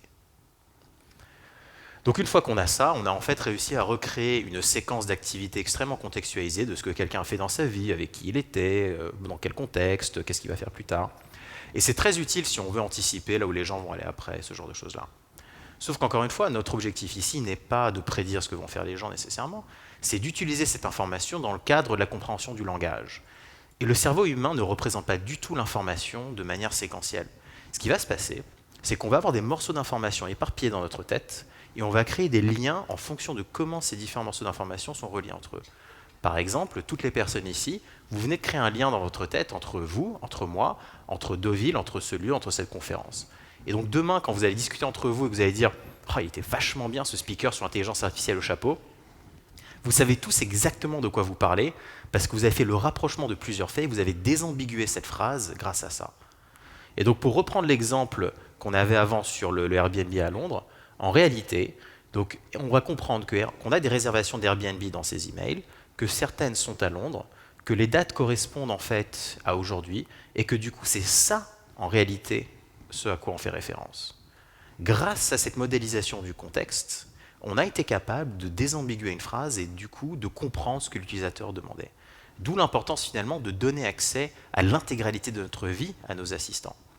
Et on voit ça utilisé dans de plus en plus de choses, comme par exemple les assistants à la Amazon Echo. Donc Amazon a fait un objet qui est littéralement un microphone avec un haut-parleur, avec un assistant vocal à l'intérieur. Et on met ça chez soi et ça écoute en permanence. Donc c'est bien, mais bon, ça écoute en permanence. Et d'ailleurs, la police américaine maintenant demande accès à ces informations-là. On le voit aussi beaucoup apparaître dans les voitures. Finalement, c'est très naturel de parler à sa voiture. Vous savez, quand vous êtes en train de conduire et qu'il fait un petit peu froid dehors et que vous avez de la buée sur votre fenêtre, au lieu de chercher le bouton pendant 1 heure et de risquer un accident, vous pouvez juste demander à votre voiture de l'activer. Imaginez le temps que vous passez, à chaque fois que vous louez une voiture, vous arrivez, vous rentrez dans la voiture, combien de temps vous perdez à essayer de comprendre où se trouvent tous les boutons? On pourrait juste demander. Et ça, on sait le faire déjà aujourd'hui. On peut aussi s'en servir dans les robots. Donc ça, c'est quelque chose qu'on ne nous parle pas beaucoup, mais il y a aujourd'hui énormément de robots qui interagissent en fait avec les enfants, mais aussi avec les personnes plus âgées. Et c'est très important de leur donner ces facultés de langage, de compréhension contextuelle de l'individu, parce que ça leur permet d'avoir un petit peu plus de notions peut-être d'empathie un jour, pourquoi pas. Sauf que tout ça, ça pose une question quand même assez fondamentale, qui est celle de la vie privée. Parce qu'après tout, on est en train de parler de déléguer l'intégralité de notre vie à des assistants intelligents. Il s'avère qu'aujourd'hui, on est capable de faire tout ça avec du privacy by design. Donc je pense que tout le monde ici est au courant qu'en 2018 en Europe, le privacy by design, ça devient quand même un gros sujet. Et l'intelligence artificielle jusqu'à maintenant, on nous avait fait croire qu'il fallait faire un choix entre une IA qui marche bien ou du privacy. Et c'est étrangement toutes les boîtes américaines qui nous disent ça d'ailleurs. C'est n'importe quoi. C'est n'importe quoi parce que déjà pour commencer, il ne faut pas oublier qu'un objet, ce n'est rien d'autre qu'un ordinateur. Quand on démonte en fait cet Amazon Echo qui est chez soi en train d'écouter, on s'aperçoit qu'il y a un ordinateur dedans. Donc pourquoi envoyer la donnée dans le cloud si on peut directement la processer en local sur l'objet qui a créé la donnée? Non seulement on désature les réseaux télécoms, ce qui est quand même assez important, mais en plus de ça, la donnée sensible sur l'utilisateur ne sort jamais de l'objet qu'il a chez lui. Et quand on pense à ce qui est en train de se passer aujourd'hui avec la surveillance de masse, avec le hacking de masse, on s'aperçoit que c'est quand même exponentiellement plus difficile de hacker ou de surveiller 1 million d'objets physiquement chez les gens que ça n'est d'accéder à un serveur d'une entreprise qui a la donnée d'1 million de personnes. Donc d'un point de vue purement de sécurité, la décentralisation sur les objets des gens permet en fait d'enlever l'incentive financier pour faire de la surveillance ou pour faire du hacking. En plus évidemment de réduire les risques de compliance avec toutes les nouvelles réglementations européennes. Mais parfois on a quand même besoin de faire des choses dans le cloud, où on a peut-être envie de faire de l'analyse sur plusieurs utilisateurs, sur plusieurs objets. Et bien même là, dans ce cas-là, on peut le faire en garantissant la vie privée. Il y a des nouvelles techniques de cryptographie qui permettent de faire des calculs directement sur la donnée chiffrée. Donc comment ça marche? J'ai de la donnée sur mon smartphone ou qu'importe, moi, mon Alexa. Je la chiffre en local sur mon téléphone, donc j'ai une clé de chiffrement qui est sur mon téléphone. J'envoie la donnée chiffrée dans le cloud. Le cloud n'a pas la clé de déchiffrement, donc il ne peut pas savoir ce qu'on est en train de lui envoyer. Mais la manière dont on a chiffré cette donnée a conservé certaines propriétés mathématiques. On peut faire des additions, des multiplications. En d'autres termes, on peut faire tourner des algorithmes sur la donnée chiffrée directement. On produit du coup un résultat qui lui-même est chiffré, qu'on ne peut pas comprendre parce qu'on n'a pas la clé, qu'on renvoie au smartphone, qui peut le déchiffrer en local et interpréter le résultat. Ça, c'est une technologie en fait, qui s'appelle du chiffrement homomorphe. C'est très obscur, c'est très compliqué, c'est pas du tout encore au point, mais on commence à faire des choses assez intéressantes dessus. Par exemple, on peut faire de l'analytics sans problème sur la donnée chiffrée. Et je pense que d'ici 5 ans, on sera capable de faire du deep learning sur la donnée chiffrée également. Pensez à tous les use cases de santé, où on ne peut pas se permettre de ne pas avoir de privacy by design sur les données de santé, les use cases bancaires, en fait, finalement, tous ces moments où la donnée est sensible. Ce qui pose une question. Si demain, on est capable de faire tout ça, et qu'une entreprise vous dit « Non, non, moi j'ai besoin de la donnée en clair », c'est ou bien qu'elle ne maîtrise pas ces nouvelles technologies, auquel cas il ne faut peut-être pas leur faire confiance avec la sécurité en premier lieu, ou bien c'est qu'elles font autre chose avec vos données que vous ne savez pas. Et je ne pense pas que ça sera quelque chose d'acceptable. Au même titre que les applications de messagerie sont devenues chiffrées de bout en bout et qu'aujourd'hui les consommateurs demandent du chiffrement dans leurs applications de messagerie, le jour où on s'apercevra qu'on peut créer des assistants intelligents avec du privacy, il n'y aura aucune raison de ne pas le faire. Tout ça pour dire que finalement, depuis que je suis né, on m'a expliqué que le monde y ressemblait un petit peu à ça. Ça, c'est une scène du 5e élément. Un monde où tous les immeubles sont en métal, c'est très oppressant, c'est très gris, avec du flicage en permanence et de la publicité omniprésente. Sauf qu'en fait, quand on parle aux gens et qu'on leur dit « tu veux vivre quel futur ?» tout le monde me répond à peu près ça. Hein? Tout le monde a envie de se sentir déconnecté, de se sentir vraiment bien, un petit peu comme quand on est à la plage, un petit peu comme quand on est en vacances. Et pour moi, l'intelligence artificielle, c'est justement ça que ça permet de faire. Ça permet de se débarrasser de la technologie pour avoir à nouveau la sensation d'être totalement déconnecté. Merci. Merci, Rand. Venez me rejoindre parce que je pense qu'il y aura quelques questions. D'accord. Je m'assois du coup ? Bien sûr, à côté de moi. Attends, parce que j'ai un micro dans ma poche. Parce qu'il faut quand même digérer toute l'intelligence qui vient de nous être déployée ici. Donc si j'ai bien compris, et là les questions déjà affluent, notre assistant aujourd'hui qui est notre téléphone est totalement ouvert à tout. Demain, il devrait être notre assistant personnel qui ne livrera pas nos données. C'est ça. Donc aujourd'hui, on est plus en situation de risque qu'on ne le sera demain. En fait, même en allant au-delà du smartphone, le smartphone finalement, c'est un des objets avec lesquels on va interagir. Mais l'exemple que je donnais de ces objets connectés, par exemple, ces assistants à la maison, ils écoutent en permanence. Mon smartphone aujourd'hui n'écoute pas en permanence. Il me géolocalise en permanence, certes, mais au final, ce que je raconte, bon, à moins que le microphone soit activé, c'est pas le cas. Mais quand j'ai chez moi un objet dont le but est d'écouter en permanence, sauf que j'ai décidé de le mettre chez moi. Mais bien sûr, mais parce que soyons absolument clairs. Les gens choisiront toujours une expérience utilisateur avant des garanties de confidentialité. C'est-à-dire que le privacy n'est pas quelque chose qui doit être à l'encontre de l'expérience, c'est quelque chose qui est par défaut et qui ne change rien à l'expérience. Et c'est là tout l'enjeu en fait aujourd'hui. Bon alors les questions, il y en a beaucoup, on va commencer par la première. L'essor des nouvelles technologies annonce-t-elle la fin des libertés individuelles ? Vous avez 4 heures. Non, 4 minutes. Non. Je ne pense pas, au contraire, en fait, on peut le voir de plusieurs façons. C'est-à-dire que aujourd'hui, qu'est-ce qui se passe en pratique ? On a des interfaces statiques, c'est-à-dire on a un objet qui a une interface, que ce soit un bouton ou que ce soit une app, qu'importe, et on est obligé, nous, de s'adapter à cette interface. Ce qui veut dire que dans les faits, les entreprises qui fabriquent ces objets nous conditionnent à utiliser la technologie d'une certaine façon et donc nous mettent dans un moule très particulier. L'exemple des notifications qu'on imagine alors qu'elles n'existent pas, c'est un exemple de ça. On est en train de devenir des robots conditionnés par une machine. Mais si on utilise de l'intelligence artificielle, c'est-à-dire qu'en fait, les machines commencent à s'adapter à nous et que finalement, tout devient hyper personnalisé. On ne sera plus tous dans exactement le même moule. Donc au contraire, je pense que si jamais on ne mettait pas l'intelligence artificielle, on deviendrait tous les mêmes parce que la technologie prendrait le dessus. Mais seront-elles capables d'improviser sur ce qu'est l'humain, finalement, quelqu'un d'imprévu? C'est pas nécessaire. Soyons absolument clairs. Ce n'est pas parce que tout est potentiellement automatisable et prévisible qu'on voudra tout automatiser ou prévoir. Ça sera un choix qu'on fera. Et d'ailleurs, je pense que c'est le boulot du designer et du créateur du produit de déterminer qu'est-ce qui doit ou pas être basé sur une IA et qu'est-ce qu'on doit laisser à l'humain. Autre question, est-ce que tous ces changements dans le digital ne sont tout simplement pas temporaires quand on sait qu'il y a une révolution citoyenne qui veut se préserver à tout prix de ces innovations? Oui, en fait, en 1900, il y a des gens qui disaient que l'électricité, c'était trop dangereux aussi. Hein. Et finalement, aujourd'hui, on les entend plus trop. En fait, c'est normal. Révolution numérique, il faut l'accepter. Comme oui. on a accepté la révolution industrielle. Franchement, c'est-à-dire qu'il y a une période de transition qui est un petit peu abrupte, hein, soyons clairs là-dessus. On n'a pas 200 ans de transition comme on a eu avec l'industriel, on a 50 ans, quoi. Mais dans les faits, ça va se passer. Et je suis d'accord, je suis le premier à dire que la technologie ne doit pas être aussi intrusive qu'elle est aujourd'hui. Et c'est tout l'intérêt, en fait, de l'intelligence artificielle. Ça paraît paradoxal, mais on veut utiliser la technologie pour se débarrasser de la technologie. Et plutôt que de dire on ne veut pas de technologie, point, ce qu'on veut dire, c'est qu'on en veut, on veut tous les bénéfices, mais on ne veut pas la sensation d'être connecté.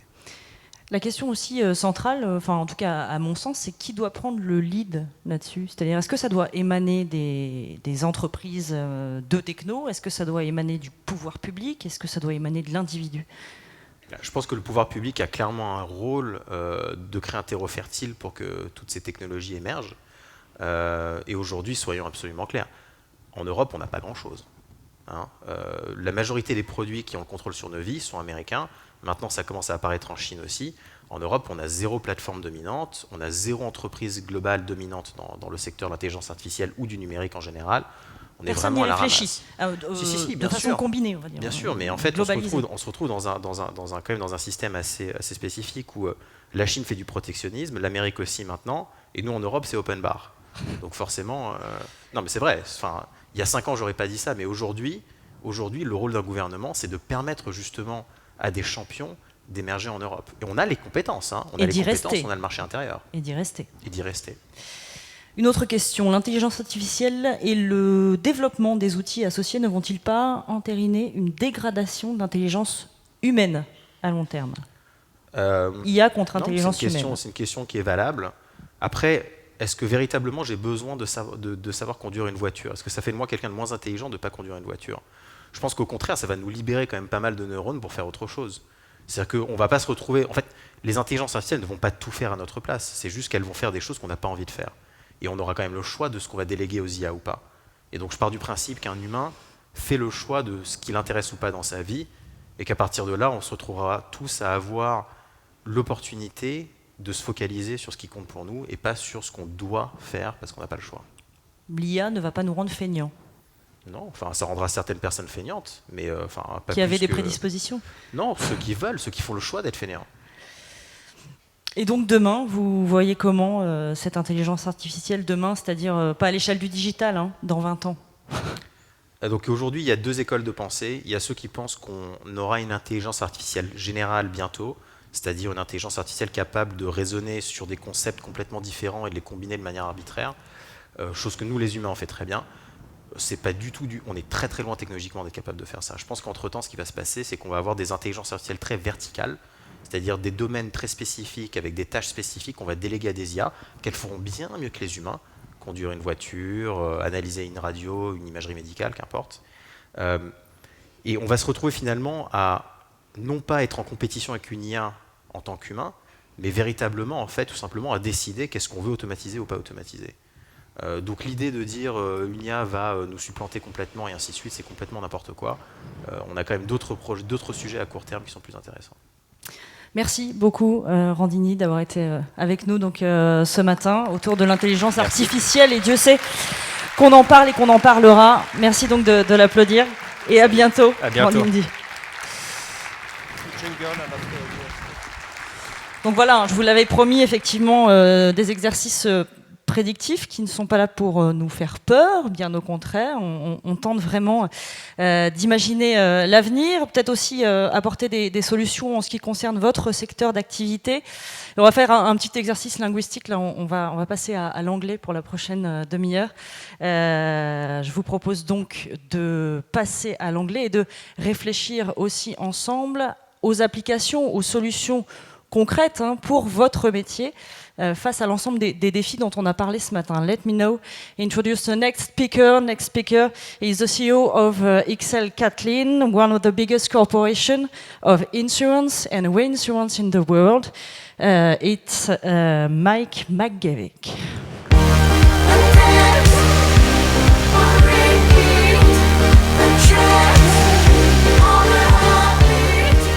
Hello, Mike McGavick. You can go to the desk. We are listening to you. Great, thank you very much. Bonjour, monsieur, dame. Et merci beaucoup pour le cocktail hier. That's all my French, I'm sorry. That's it. I was delighted, excited to have the invitation to be with you today, because I think we are absolutely at an extraordinary moment in our industry's history. I think, in fact, when those who observe our industry look backwards in time and judge this period, they will see it as the time that the insurance industry finally joined in the digital revolution and finally were able to use it to great advantage for all of the world's people and for all of the companies you serve. It will be that exceptional, that extraordinary, what comes next. I want to give you a sense of why I believe this in two parts.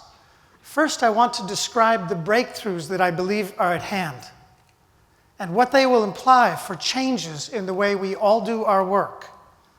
And then second, I want to talk a little bit about why it's happening now, what is going to take to make these changes come to life, and in turn, what that implies for each of our daily work in our respective roles.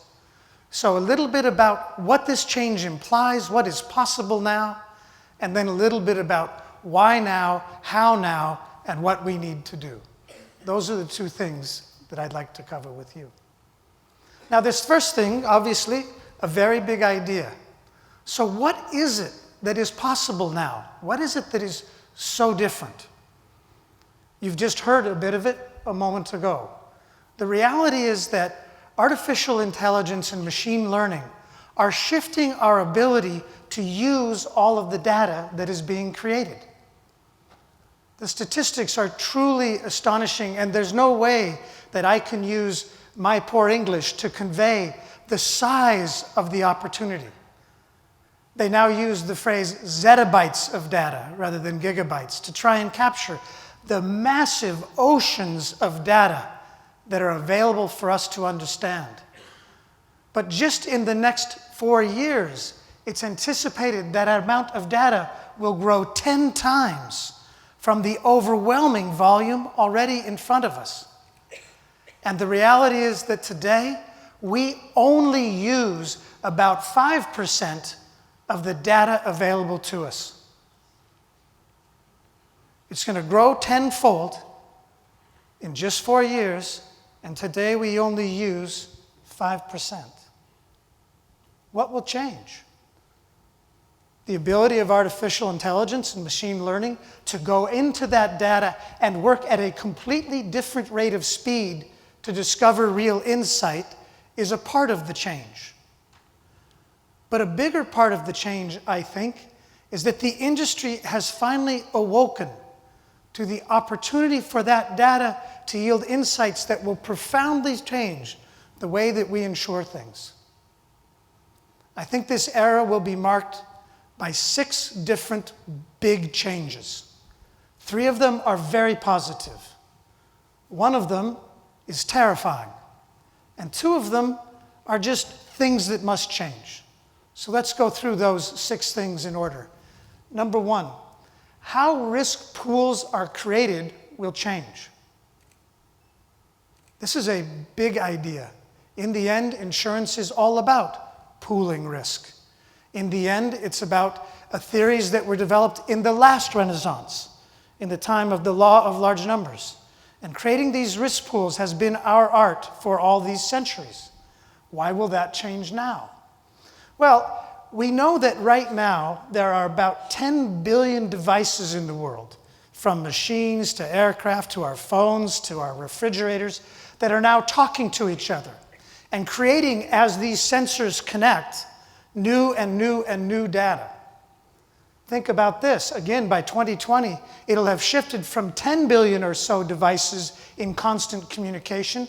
It will have shifted to between 20 and 50 billion such devices in constant communication. This will change how we pool risk. I think that risks will be cut into pools that are about the people that manufacture and service the devices, particularly the servicers, rather than just the manufacturer and rather than just the owner of the device. That's a profound difference. Today, we mainly concentrate on the owner of the risk today. That ownership, I believe, of risk, not of the device, but of the risk, will shift to the service provider. And then the pools will be created around the service providers rather than the owners. This has profound implications, and it leads to the second main feature of this future that we see. I believe the second main feature is this will enable us to lower the cost of insurance because we will be able to be more precise about the risk itself. We will have so much more real knowledge of the risk and so much more precise ability to analyze the state of risk at any given moment that we can do much more to prevent loss, and we can do much more to make, when there is loss, it more affordable. So I see both the frequency and the average severity of loss declining because of this additional knowledge. And then third, and perhaps most exciting from my point of view, I think this will finally enable us to break through in some of the most intractable insurance problems that face any company in the world and, frankly, face the globe. There is a massive problem of underinsurance. And today, and I hear it from risk managers all the time, our main response to what is new and challenging is to say, no, we don't understand it, we can't understand it, and we can't insure it. I think tomorrow, the ability to use this new wave of insight to break through on these problems will finally enable us to say yes more and more often, and to therefore be a more useful partner to all of you. As I said, there's one thing that I think is terrifying about this. It's a new risk that is already amongst us, but will now become even more profoundly difficult for us to overcome, and that is this interconnectedness itself. It leads to all kinds of avenues for people with ill intent to access and to pervert what it is we're trying to achieve. So whether it's the hacker who is doing it for money, or the hacker that is doing it for terrorism, or the hacker that is doing it for fun, the competitor that is stealing insight, it doesn't matter which dimension we take it in, there's going to be more and more points of access for those people. And when they get in, interconnectedness creates more and more opportunity for them to infect more and more activity. This is an astonishing level of interconnected risk.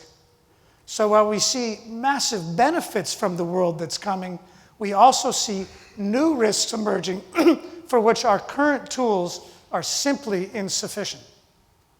That is a scary prospect, one that the world is awakening to now, but as connectedness accelerates, I think we're only beginning to scratch the surface of what this risk implies for all of the institutions of society.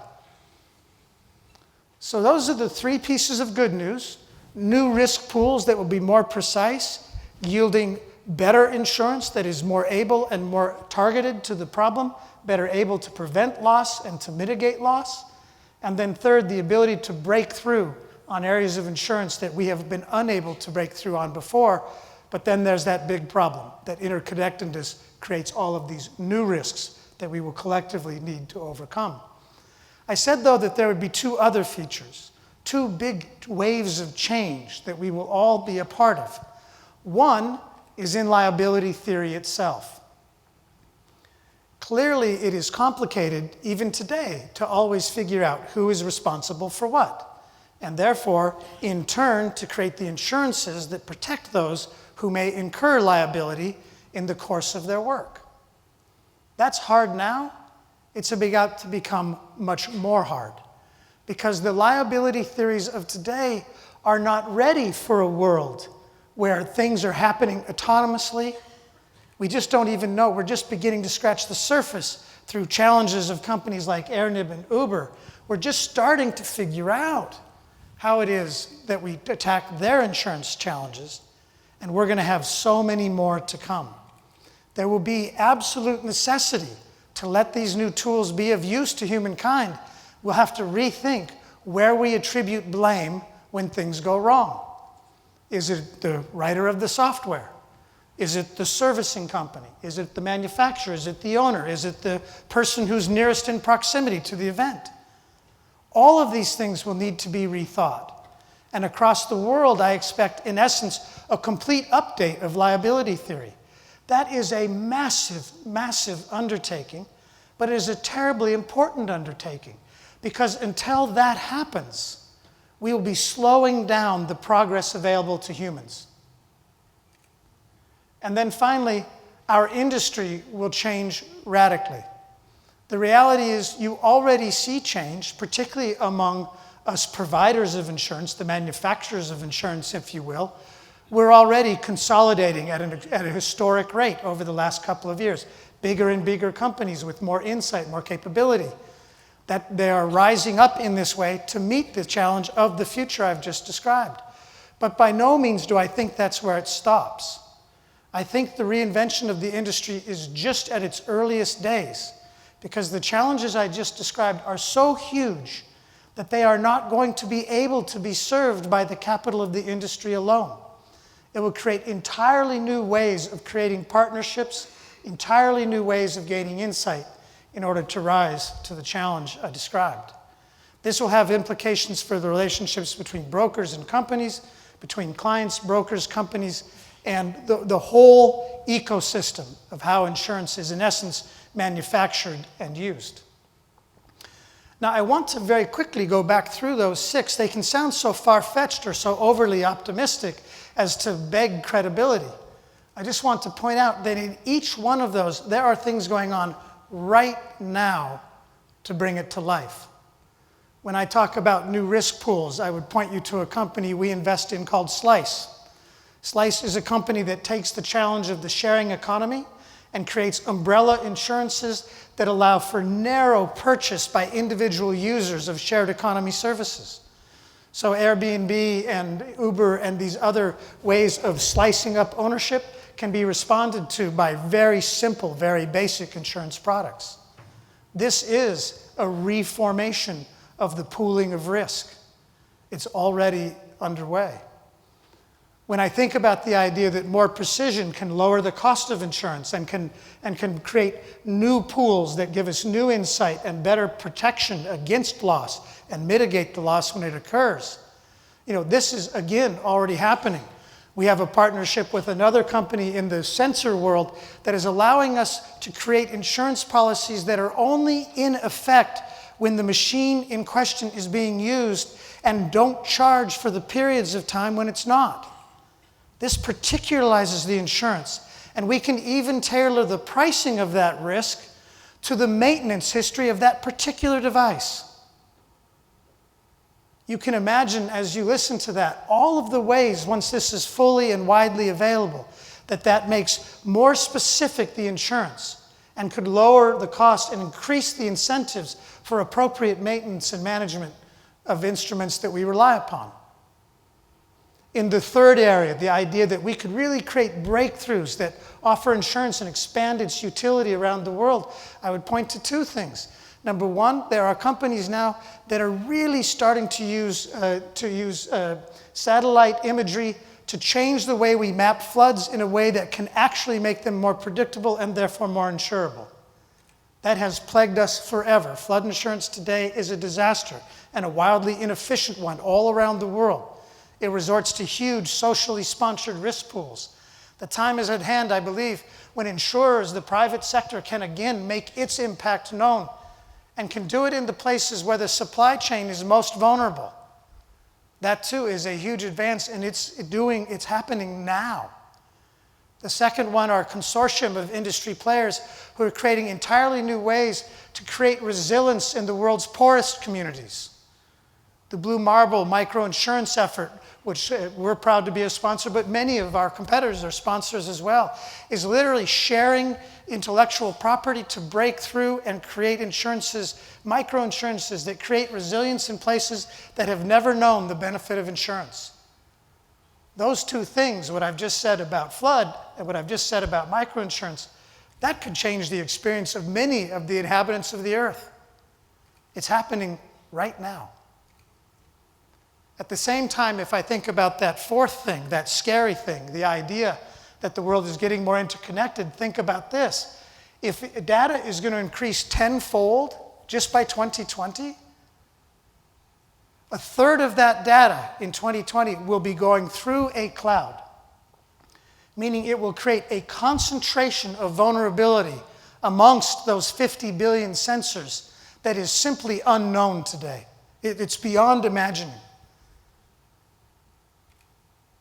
That's happening now.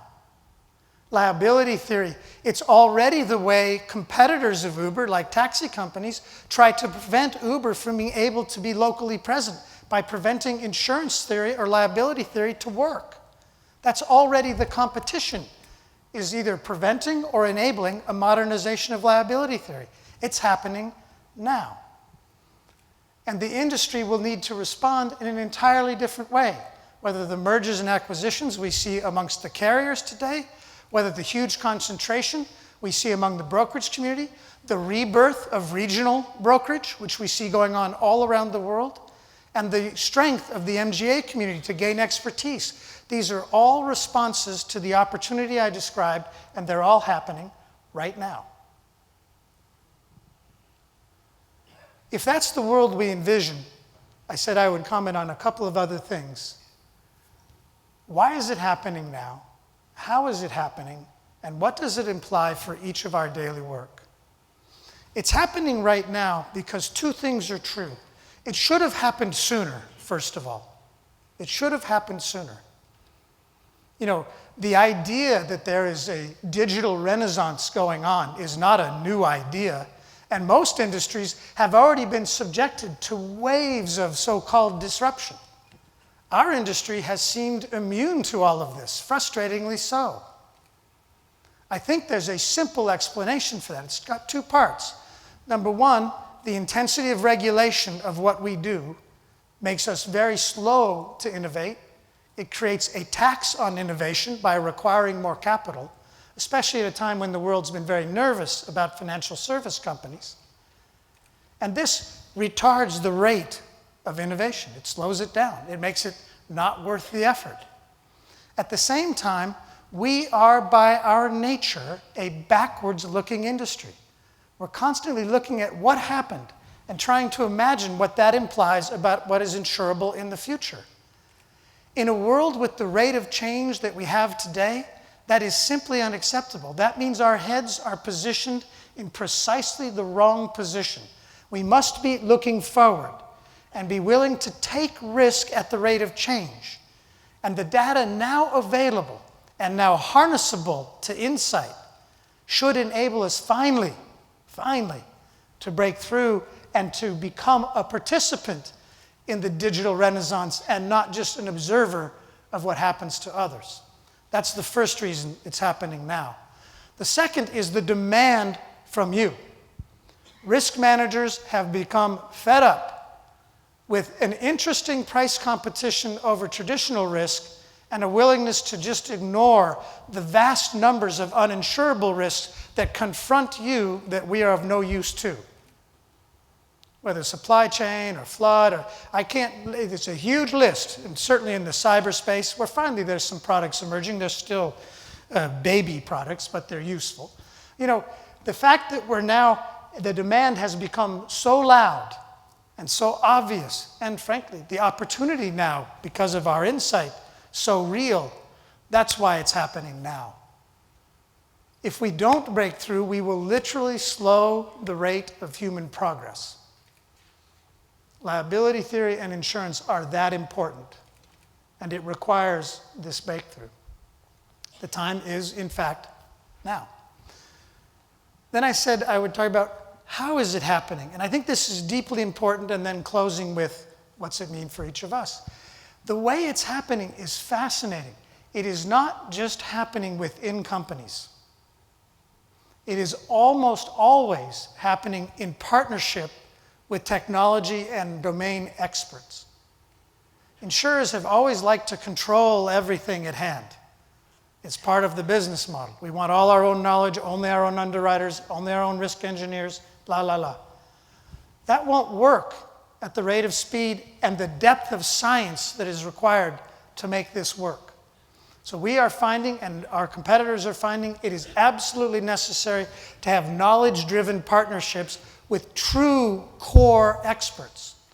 For example, we created a product in the new energy space to allow fuel cells to compete with traditional energy.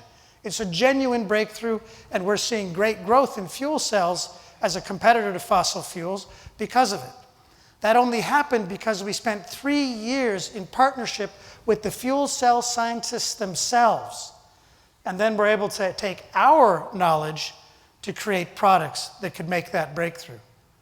That's going to happen over and over and over. In fact, we had to create a new company to create a proper reward structure between the data scientist experts and our own expertise. That will happen over and over and over. And from those partnerships, we'll grow solutions. The second thing that'll happen is it won't just be one insurer's capital that'll be involved in the solution. Not just in the sense of today, where risks are syndicated, but in the sense that it will be part of our job, if we invent a solution, to go find the additional capital necessary to provide the cover. Because the amount of capital that will be required by the world I just described is vastly more than the industry has.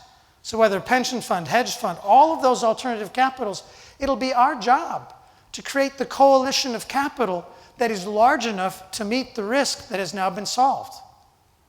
That's completely different from how we think today. We always want it to just be our capital. Not good enough. That implies huge changes in how we partner, how we create consortiums, rather than just individual insurers that can solve your problems. And what does that imply for each of us? If we're to accelerate the world I just described into being, it's fine that they're all happening right now, but it's not happening fast enough to the challenges you face in serving your companies or trying to find solutions for brokers. You know, we're all going to have to work in a different way together to accelerate this change. For example, if you're not participating in coalitions to reform liability theory within your country, you are literally slowing down the availability of the products you need. Are we working hard enough, collective action, to make sure that these liability theories keep up with the new risk pools we want to create? When it isn't there, it will slow down the availability of these very necessary and useful products. So what are we doing together to get that job done? Are we really sharing, if we're working at a company, as a risk manager, are we really working to understand the underlying science that is driving our company forward? And are we finding partnerships with insurers that are able to understand it too and can add value with their insight? Because we see multiple companies, not just one. This is an opportunity for sharing that is profoundly different from the information we share today. But it is a little bit scarier because it goes to the core of how companies compete. And it is a little bit unusual to think of working that in depth with our insurance partners. Those old barriers to really getting deeply to understand each other's needs and risks are going to have to fall away. the level of collaboration will have to rise massively. That is a huge challenge to the jobs we do today, and it's particularly, and I say this with great empathy, it is particularly difficult for the risk management organizations. Yesterday, your organizations were working all the time to constrain your budget and to limit your role. I think in the world that comes, if the company wants to fly fast, it's going to need your role to grow in understanding the risks and to creating the mechanisms I've described. So the current attitude towards risk management in the company has to change to enable the knowledge transfer that will enable the partnership, that will enable the products you really need. That's a big mind shift, and it's coming. And will we lead it, or will we wait for it to happen? I think we must lead it. And that is an obvious explanation of why I'm here at Amaray, because I know the minds in this room. One of the most impressive spirits and cultures in any insurance sector in any country in the world, I know the minds here can get after that task of collaboration perhaps better than anywhere else in the world. The economy here is powerful and vibrant and growing. The challenges you face are unique, and the spirit here is different. I am of huge faith that the ideas I've just described will have much of their birth and much of their acceleration right here in France. Thank you very much for allowing me to be with you today. Thank you, Mike. We haven't enough time to discuss together, but just let me ask one question. If you must identify just one major topics for the future and for your business industry, what is the topic? Yeah, so for us, the biggest thing is simple. You know, as you all know, we merged with Catlin about 2 years ago. And we did so for a simple reason. As you heard me describe, the innovation necessary now is at a scale completely different from the past. In our industry, the main source of innovation historically has been the specialty insurances, those that kind of break through with new products, new solutions to new problems. We believed that we had to be a global leader in that specialty area in order to have the intellectual capacity to work at this rate of speed. So a huge part of what we are building is that. The second thing is most of these new consortia of capital, the way we will bring more capital than just our own balance sheet to bear, are being created in the reinsurance industry. Well, when we merged with Catlin, we became the #1 syndicate at Lloyd's. We became one of the largest and only globally focused commercial specialty insurer, and we became the 8th largest reinsurer. So our ability both to come up with solutions and then come up with the capital to match to the solution is unique. Making that understood and come to life for our clients is what we work on every day. So in the next couple of weeks, will be traveling around the world. I won't be giving such ambitious talks all the time. It would kill me and everybody else. But it is a way to inspire people to take on this challenge at an accelerated rate in every way we can, from our people to our partners to our clients. So we just relentlessly push ourselves to go out the risk curve, to change what we're doing, and to do that and to get people excited and energized by it is what I spend my time doing. Thank you, Mike McGavick, for the very interesting speech. You can Thank you very applaud much. Mike. Thank you. Thank you.